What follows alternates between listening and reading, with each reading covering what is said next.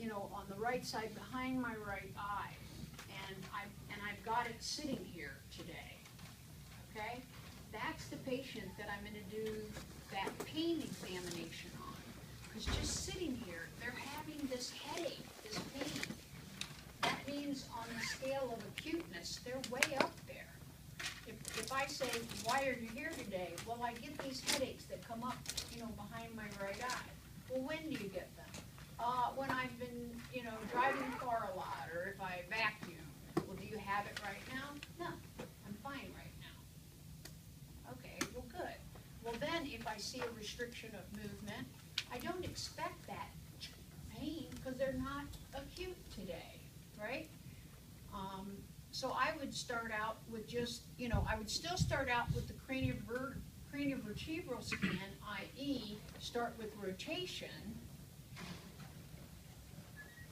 Okay? I mean, it's really, the only difference really between the craniovertebral scanning exam and the regular cervical scan is that you're not going to do overpressure and you start with rotation. Okay? So with that particular patient, I really would probably be doing more of a just normal cervical scan, but I'm going to start with rotation and see what happens. So if when I do that, I see that they have a restriction to the right or to the left, then I would go into that whole thing of, okay, let's do this and repeat, let's do that and repeat.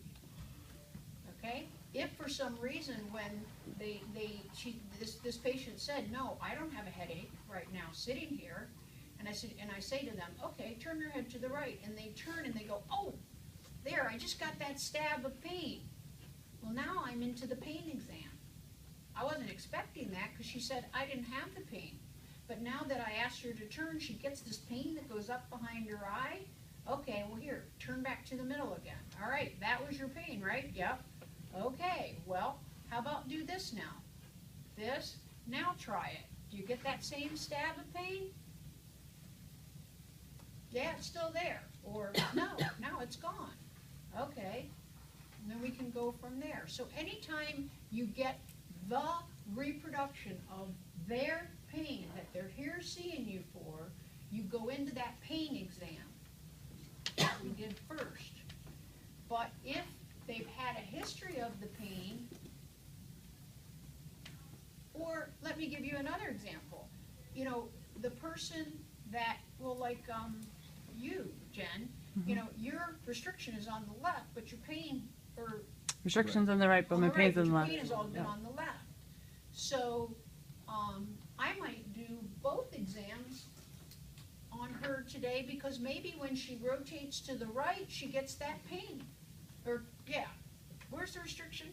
Restriction's right. Right, okay. So when she rotates to the left, she gets those trigeminal things that she said that she's had. So I might go into the whole pain exam to find out where that's coming from. But then I notice when I ask her to turn to the right, she can't move. And I go, does that hurt? No. Okay, well, where's that coming from? So then I'll do the flexion, extension, and see where that's coming from. So there's a patient that I might use both of those techniques because she's got a restricted joint in one direction that's painless and a painful joint in the other direction. Okay? So what you're, again, to reiterate, you're looking for a significant reproduction of those cervicotrigeminal symptoms with movement. That puts you to the pain exam. Not like, well, I feel it here at the base of my skull, or I feel a little this, or I feel a little that. That's not what we're talking about. Okay?